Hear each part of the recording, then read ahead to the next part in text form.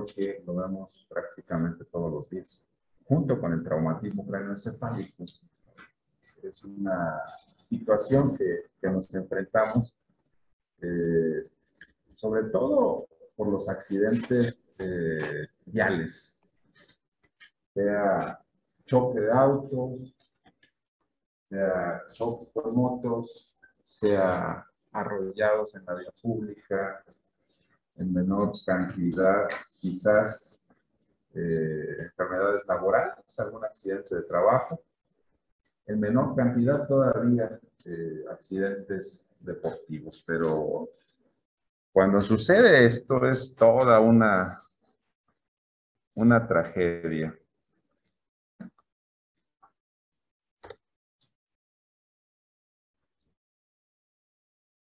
Ustedes, este video me gusta ponerlo porque todo parece ser un día normal. Viene un vehículo allá en la carretera, viene de trabajar, por cierto. Resulta que ese día se le ocurre manejar a un joven y va jugando a manejar. Y vean todo lo que sucede en esta situación.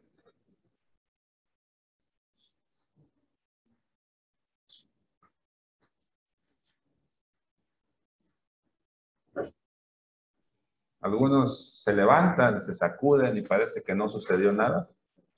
Y algunos otros ya no se levantan, sea por la contundencia del impacto, o sea porque tienen trauma raquimedular que no les permite moverse.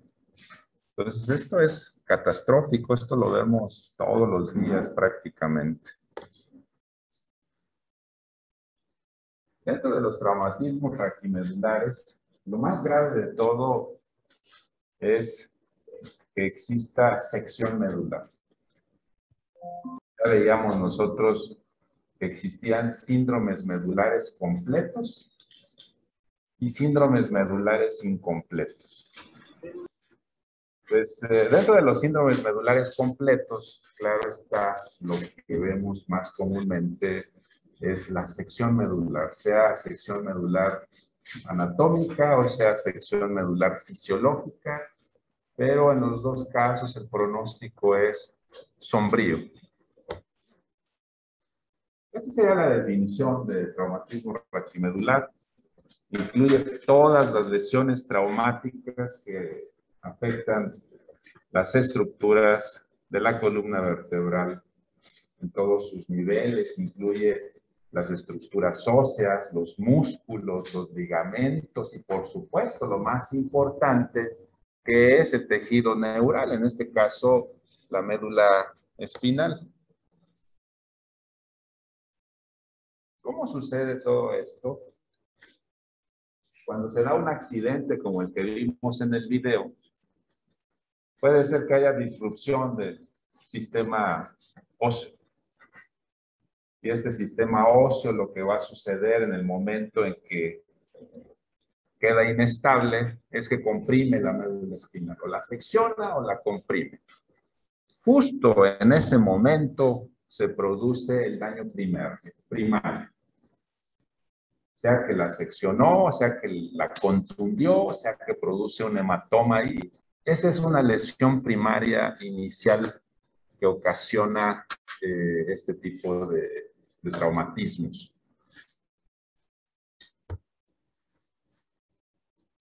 Cuando sucede la lesión primaria por compresión, va a producir edema, va a producir contusión y va a producir isquemia. Y entonces se va a producir una lesión secundaria. Y esta lesión secundaria, en primer lugar, lo que va a suceder es que va a haber cambios locales. Va a haber vasodilatación para permitir mayor flujo. Va a haber hiperemia de la zona. Va a existir una extravasación hacia el espacio intersticial de exudado tras sudado. de leucocitos específicamente, los polimorfos nucleares y macrófagos.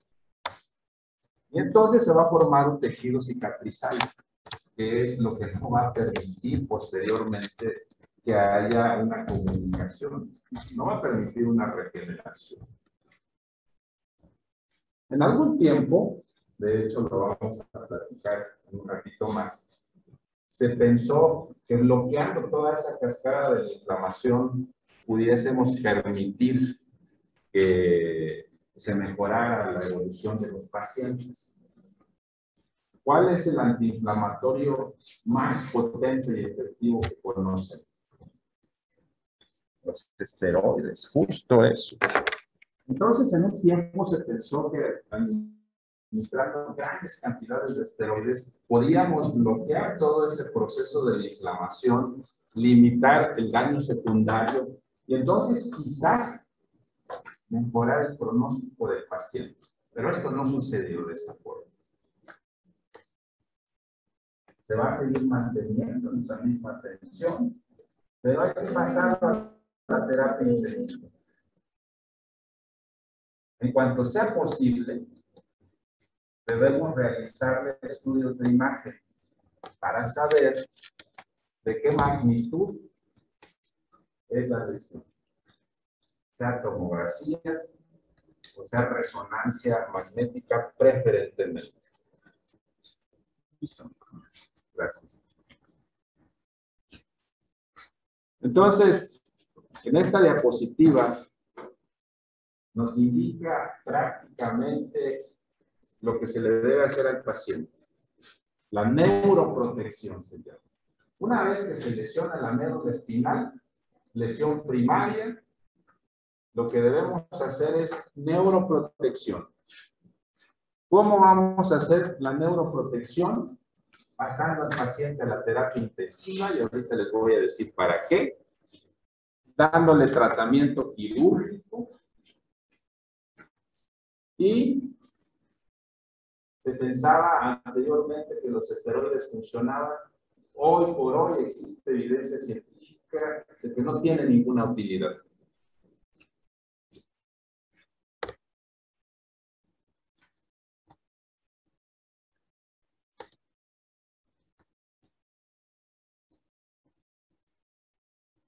Tus compañeros sí están viendo lo que comparto, ¿verdad?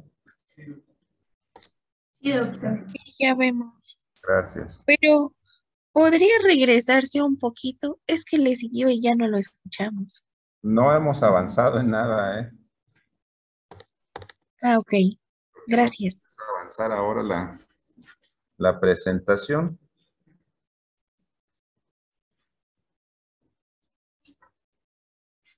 Puedes mover esta barra.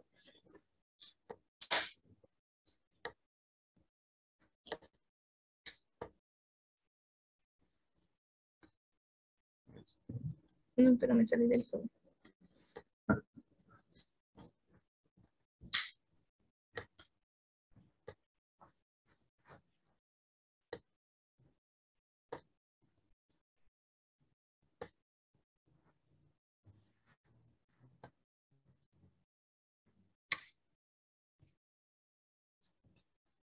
Y buscas la presentación. Sí.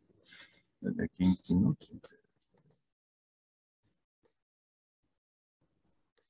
¿Apareció?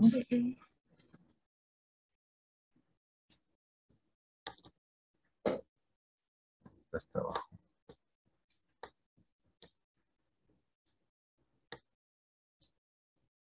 Ahora sí. No hemos avanzado en nada, ¿eh? Es la misma diapositiva. Estábamos acá platicando de temas generales del proceso de la inflamación. Entonces, este es un resumen de lo que sucede cuando se da el traumatismo, sucede una lesión primaria que incluye la destrucción mecánica y lesión vascular, y una lesión secundaria que es toda la cascada de la inflamación que viene después y que produce también muchos más daños neurológicos e impide incluso el tratamiento posterior. Ustedes van a empezar a ver que en muchos de los órganos y sistemas se empiezan a utilizar células madre para regenerar tejidos. Aquí no es la excepción, se han intentado utilizar células madre pluripotenciales, mesenquematosas, neuronales, pero no ha funcionado, y no ha funcionado debido precisamente al daño que produce la cascada de la inflamación. Esto es la lesión secundaria.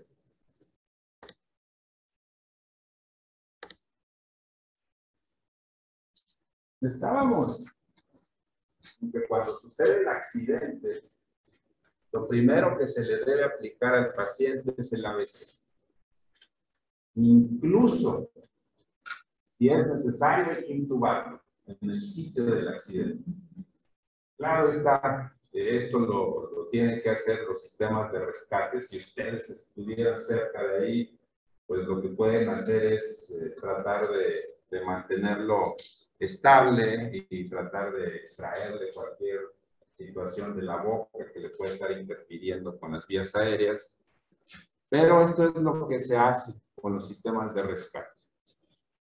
El siguiente paso es inmovilización. Eso es fundamental. Si no inmovilizamos correctamente al paciente para trasladarlo, entonces podemos producirle mucho más daño.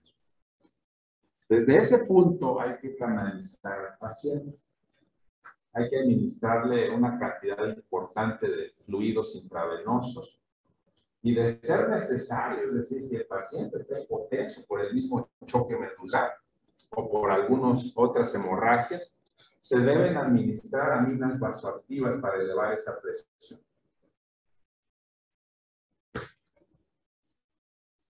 Esto es muy importante. Los estudios recientes muestran que si el paciente no logramos mantenerlo con una presión de 85 a 90 milímetros de mercurio durante los primeros 7 días, el pronóstico neurológico empeora drásticamente. ¿Cómo lo vamos a mantener? Como sea posible, sea con fluidos, sea con transfusiones o sea con aminas vasoactivas. Importantísimo también que esté bien oxigenado. Necesitamos tener al paciente cuando menos con una saturación de 90%. Cuando menos. En ese punto se puede instalar sonda de Foley, sonda nasogástrica y de ser necesario sonda pleural, ya que en algunos pacientes se producen fracturas costales que lesionan la pleura y que pueden producir neumotórax o hemotórax o hemoneumotórax. Cuando ya llegamos al hospital, pues hay que continuar el tratamiento, hay que realizar una tomografía o resonancia magnética lo más pronto posible, una vez que tengamos estabilizado al paciente. Recuerden ustedes que la tomografía es superior a la resonancia en cuanto a valorar las estructuras óseas, y la resonancia es muy superior a la tomografía para valorar las estructuras suaves. En este caso estamos hablando de la médula espinal. El paciente debe pasar forzosamente a la unidad de cuidados intensivos.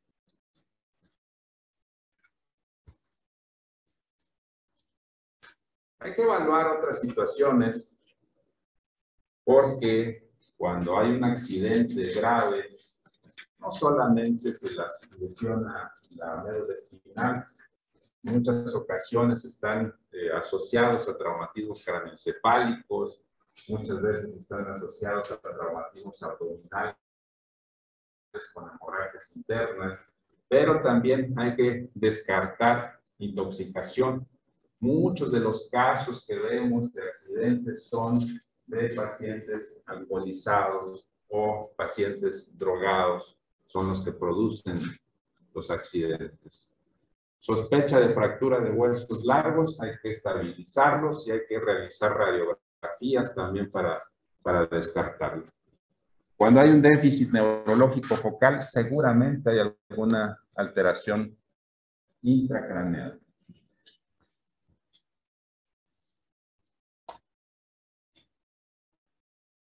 Ya cuando estén en el hospital, ya que llegan ustedes a verlo, debemos realizar 3 evaluaciones.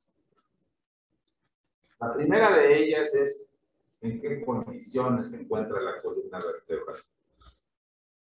Para eso vamos a ocupar los estudios de imagen y al mismo tiempo vamos a evaluar si la columna está estable o inestable. Eso nos va a servir para inmediatamente determinar qué tipo de tratamiento va a requerir el paciente. Y clínicamente lo que vamos a determinar es la función medular.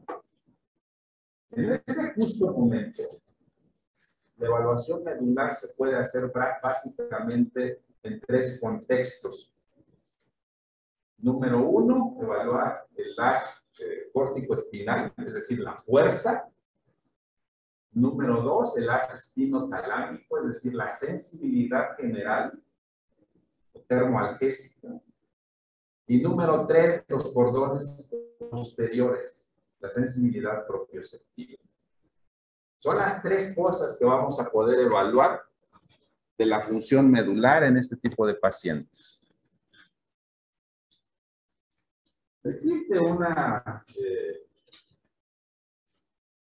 fundamento por ahí en ortopedia que le llaman las 3 columnas y que son las que vamos a evaluar en el momento de realizar los estudios para ver si la columna está estable o inestable.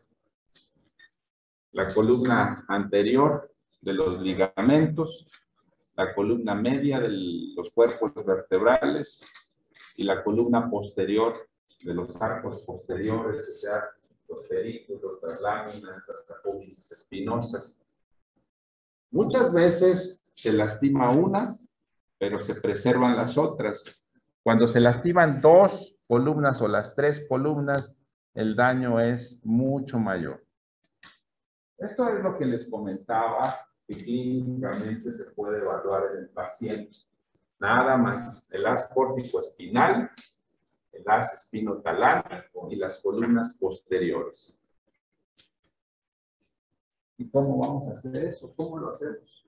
¿Cómo evaluamos todo esto?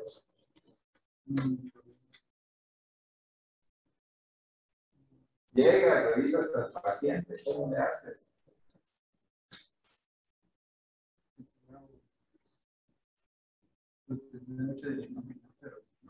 Este es clínico.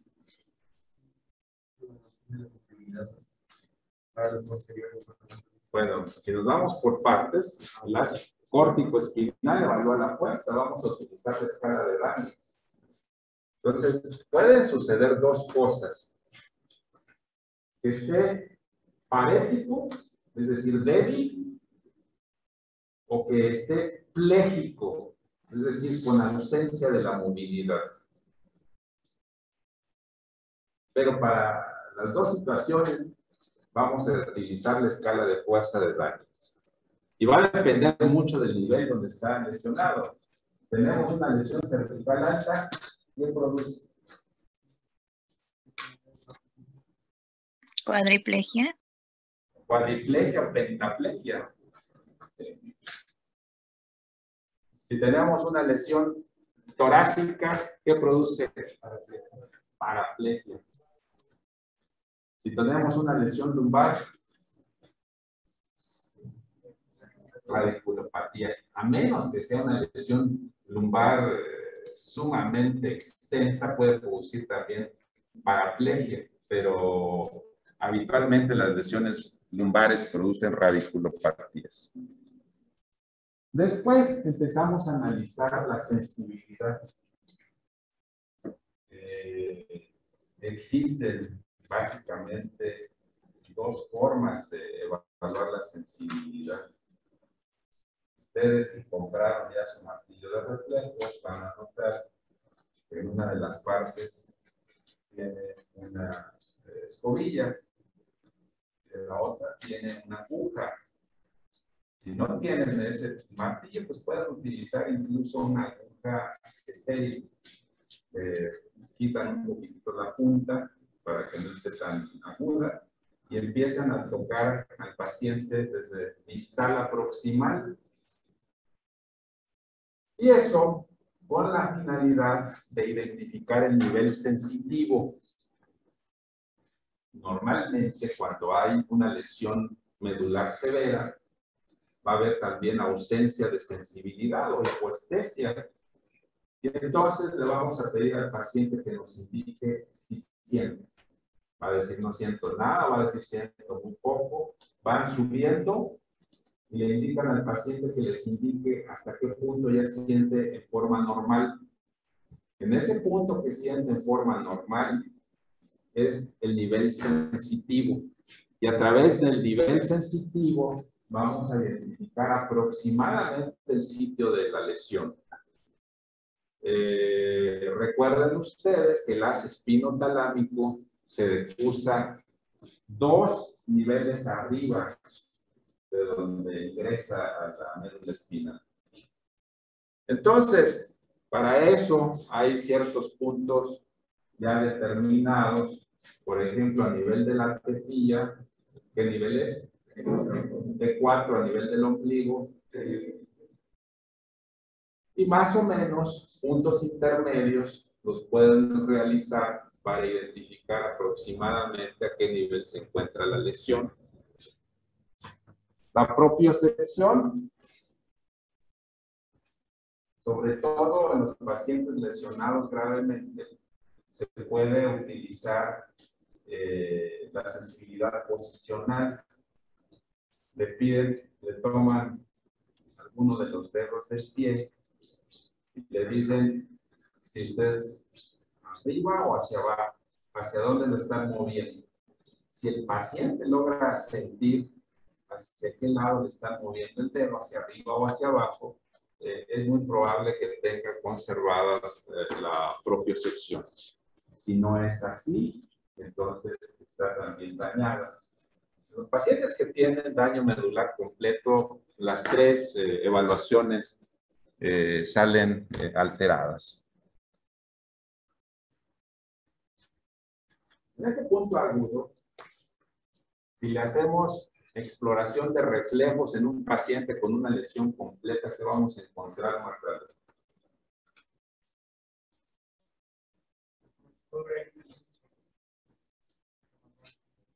¿Perdón?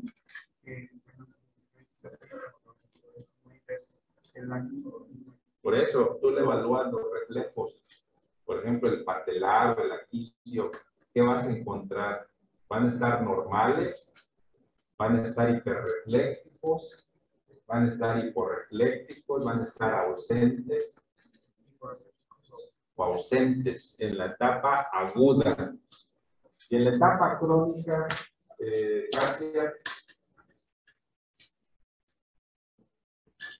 perdón, hiperreflécticos, exactamente. Entonces, es justo los síndromes de neurona motora superior. Se estudian otros reflejos, como es el bulbo cavernoso, como es lo que ya mencionábamos de la sensibilidad propioceptiva, las funciones autonómicas, ¿cómo las vamos a detectar? El paciente muchas veces empieza a tener sudoraciones. En otras ocasiones empieza a bajarles la presión por vasodilatación.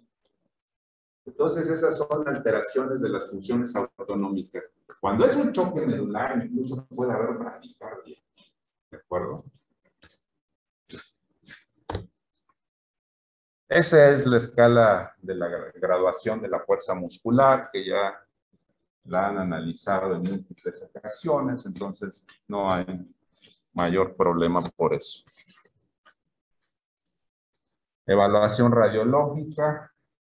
Si es posible, se realizan radiografías, incluyendo huesos largos, radiografía cervical con boca abierta, pero lo más trascendente de todo es realizar una resonancia magnética para ver el estado de la médula espinal. ¿Simple o contrastada? La resonancia.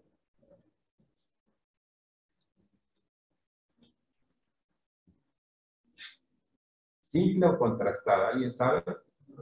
Simple. La contrastada, ¿en qué condiciones se hace? Cuando sospechan tumores, cuando sospechan procesos infecciosos. En el resto de los casos es simple.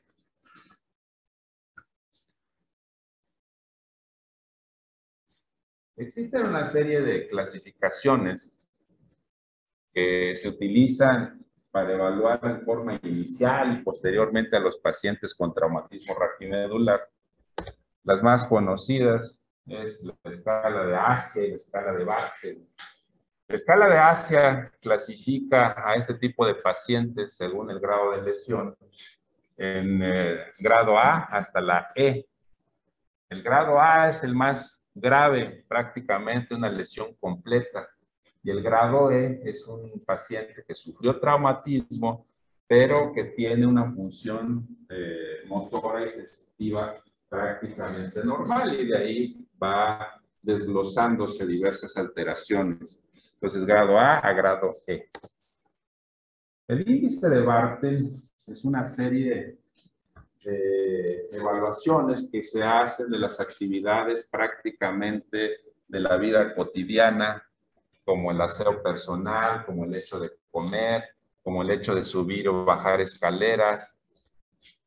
Y toda esa da un cierto puntaje. Este puntaje se suma y eso nos va a dar un índice para saber si el paciente es dependiente o es independiente. Si nos da 100 puntos, es como cualquiera de nosotros que estamos en esta aula, somos totalmente independientes. Y de 0 a 20 puntos es cuando el paciente queda con una dependencia prácticamente total. El índice de Bartel.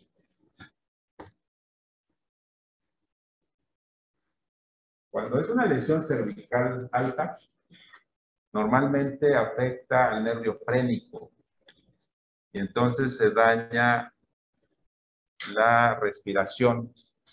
La mayor parte de las veces va a producir la necesidad de intubar al paciente y mantenerlo con respirador prácticamente de por vida. Lesiones por debajo de C5 producen parálisis intercostal y de músculos abdominales, pero se preserva la función del frénico. Entonces, en estos casos puede el paciente salir adelante sin la necesidad de ventilador. Les mencionaba la posibilidad de un choque medular o shock medular cuando hay una lesión, sobre todo arriba de T5, por respuesta autonómica, produce hipotensión, produce bradicardia.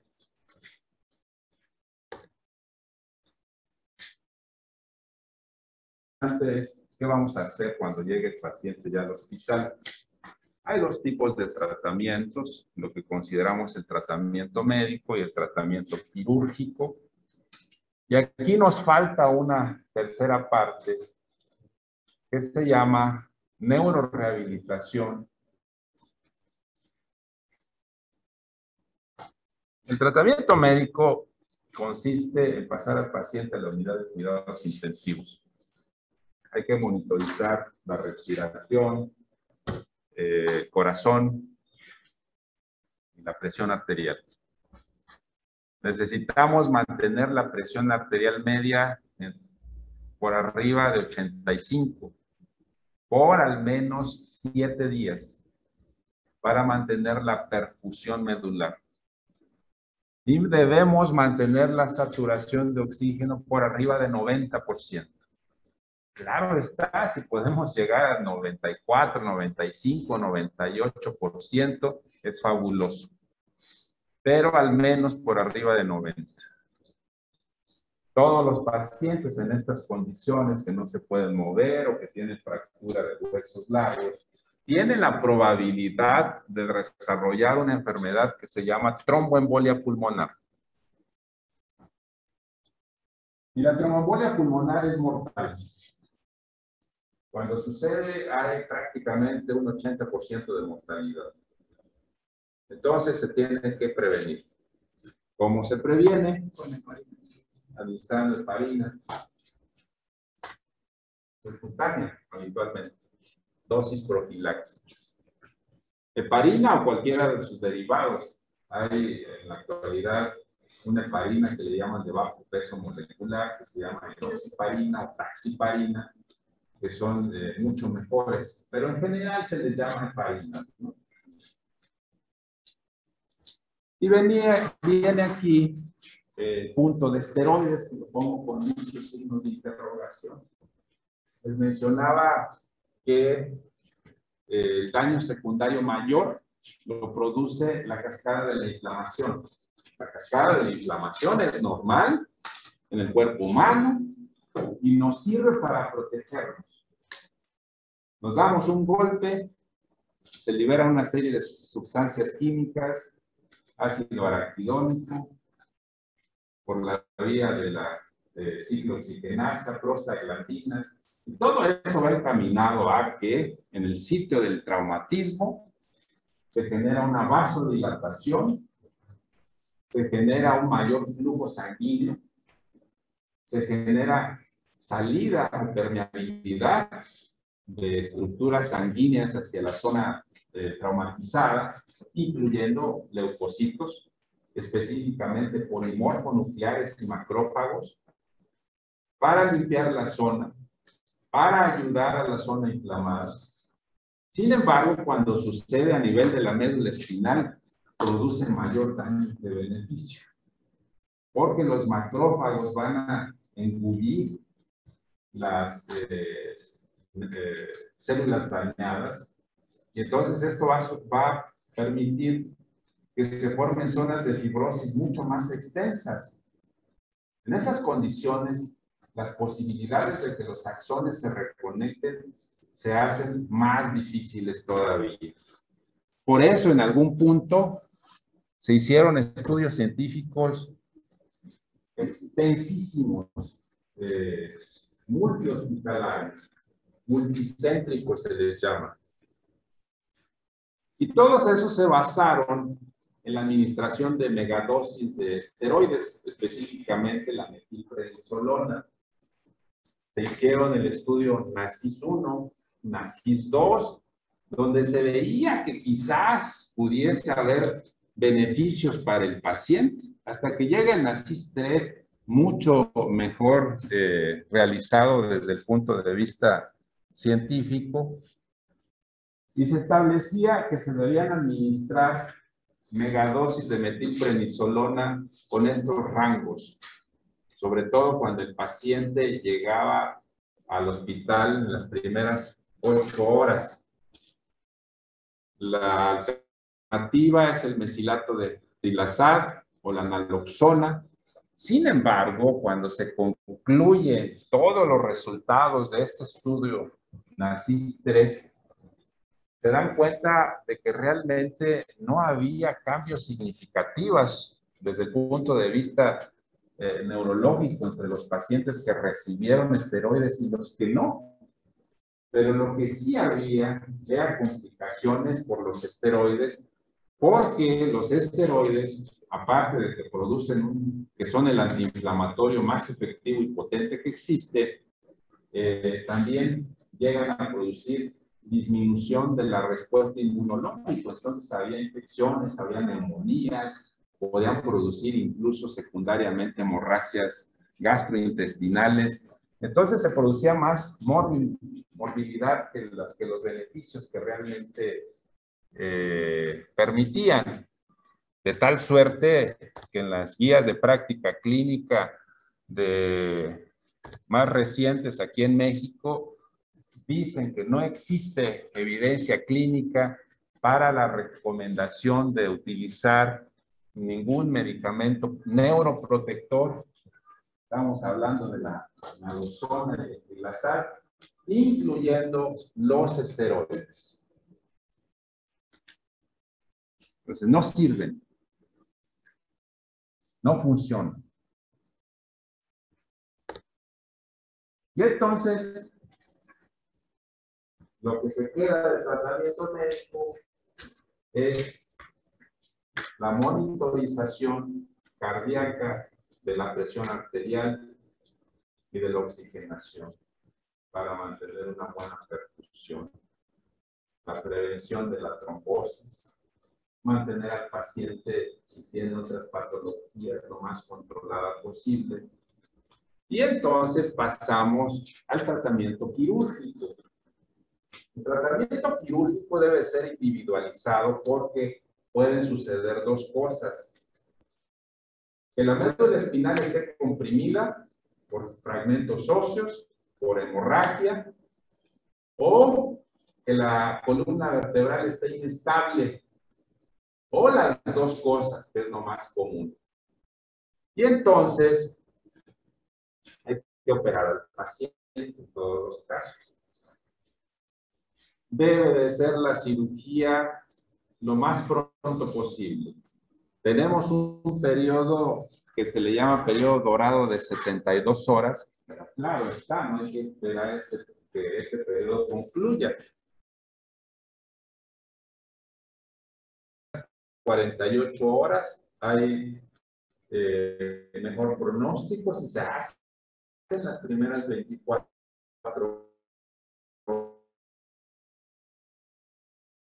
horas. Todavía hay, generalmente el paciente tiene espinal.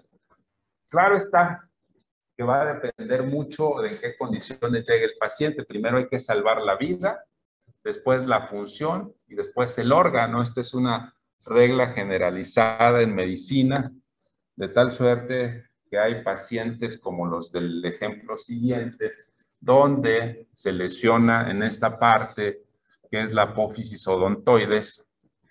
Aquí se fractura la punta de la odontoides, donde marca el cursor. Y entonces hay que estabilizar al paciente, en este caso con tornillos y barras que se ponen a través de las facetas articulares. Este es otro caso donde vemos incluso una listesis en esta zona. Ahí. Que comprime la médula espinal.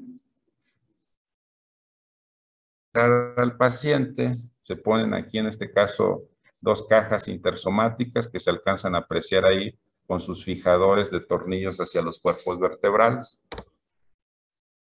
Lesiones mucho más extensas, vean ustedes la resonancia del lado derecho. Hay hematoma desde la piel, desde las masas musculares, con lesión de ligamentos y la médula espinal ni siquiera se puede ver integridad. En este caso se opera, pero se ve prácticamente la médula espinal destrozada. Vean ustedes aquí abajo, prácticamente en esta zona está desconectada, es una sección anatómica.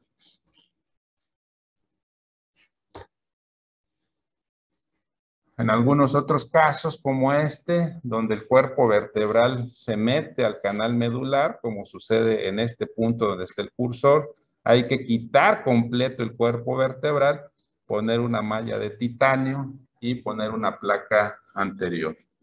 Entonces, lo que les quiero dar a entender con esto es que los tratamientos son individualizados dependiendo del tipo de lesión, como en este caso, que es una lesión sumamente extensa, donde se tienen que poner tornillos y barras de gran extensión a nivel de la mayor parte de la columna vertebral. Pero cada paciente es totalmente diferente. El pronóstico es muy malo. 50%, bueno, hasta cierta forma les voy a recordar que las lesiones más comunes en este tipo de traumatismo son cervicales. Entonces, el 50% de los casos derivan de tetraplegia. Mortalidad hospitalaria del 30%, mortalidad agregada en el primer año del 10%, menos del 30% vuelven a ser independientes. Entonces, hay que tomar mucho en consideración esto en el momento en que estemos jugueteando con un vehículo de motor, sea un auto, sea una motocicleta, porque una vez que sucede el accidente, prácticamente es irreversible. Quisiéramos ver que no hubiera sucedido, pero no hay hubieras. Aquí lo más importante es la prevención. El pronóstico depende mucho de cómo llega el paciente a su ingreso. Si llega ya con sección medular, si llega con datos de tetraplegia, pues malo. Depende también del tratamiento entre el traumatismo y el ingreso al hospital. Depende de la edad, entre más jóvenes el pronóstico mejora un poco. Y depende del nivel de la lesión. Entre más alto sea, el pronóstico es peor. Entonces, esto es lo que se hace. Cuando estabilizan al paciente, y es cosa que ya no viene en la presentación, pero cuando ya estabilizan al paciente a través de cirugía y lo descomprimen, hay que iniciar inmediatamente la terapia de rehabilitación. La terapia de rehabilitación va a ser lo más importante.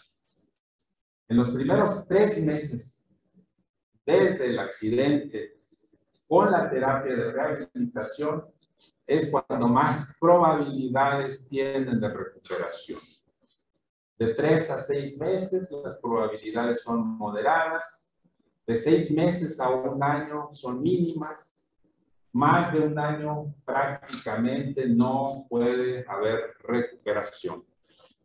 A veces llegan algunos casos de algún paciente a consulta y dice, doctor, pues vengo para ver que me atienda, en qué le podemos ayudar. Bueno, me accidenté hace 5 años y quedé parapléjico. Hayan hecho lo que hayan hecho, no hay forma de darle algún tratamiento adicional. Entonces, si después de 1 año no ha presentado mejoría, prácticamente es imposible. Hace por ahí más o menos como 7 años, salió en una revista no científica que un neurocirujano italiano dijo tener la solución para trasplantar cerebros. Y entonces, claro, fue en una revista no científica y pues causó un gran revuelo, ¿no? A nivel mundial, salieron las noticias. Algunos de ustedes me preguntaban si eso era posible. Yo les digo que hasta el día de hoy es imposible. ¿Por qué? Porque para trasplantar cerebro necesitaríamos regenerar las conexiones neuronales. Y hoy por hoy, a pesar de todas las investigaciones que se han hecho y las que hay en curso, no existe una forma de regenerar esas conexiones axonales. No hay forma. Se ha intentado, les mencionaba, utilizar células madre, pero no hay forma de regenerarlo porque se sabe desde el punto de vista embriológico que cuando empieza a crecer el sistema nervioso se necesitan, además de los factores de crecimiento, se necesitan señales neuroquímicas que no las podemos reproducir nosotros todavía. Entonces no es posible hasta el día de hoy hacer una regeneración neuronal. El día que la haya va a ser una revolución impresionante, no nada más para traumatismos raquimedulares, para lesiones cerebrales, para tumores cerebrales, para enfermedad vascular cerebral. Va a ser una gran revolución, pero todavía al día de hoy no existe. Entonces, lo más importante de todo esto es prevenir. No sé si tengan alguna duda.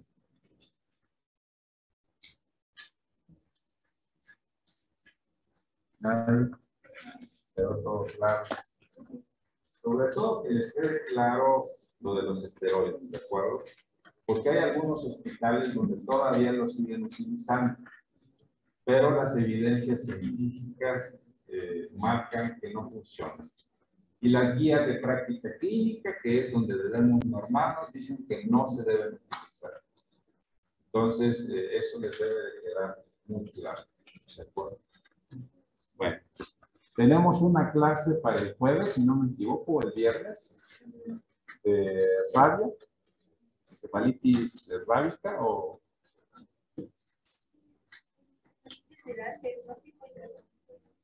Rabia, ¿verdad? Ok. Esa la van a estudiar, por favor, de las guías de práctica clínica.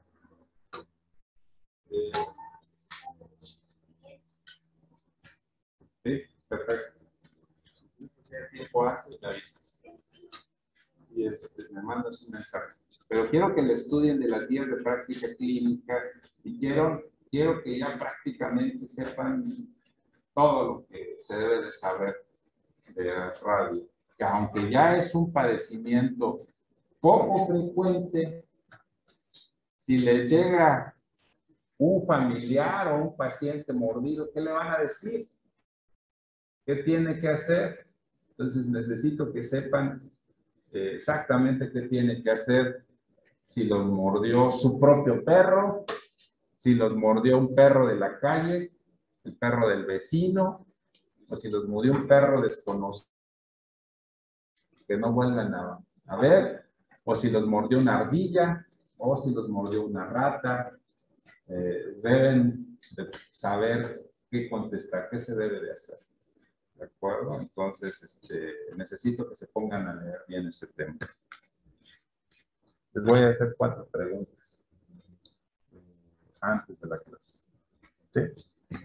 Bien, nos vemos a los que están en línea. Hasta luego. Gracias, doctora. Gracias, doctor.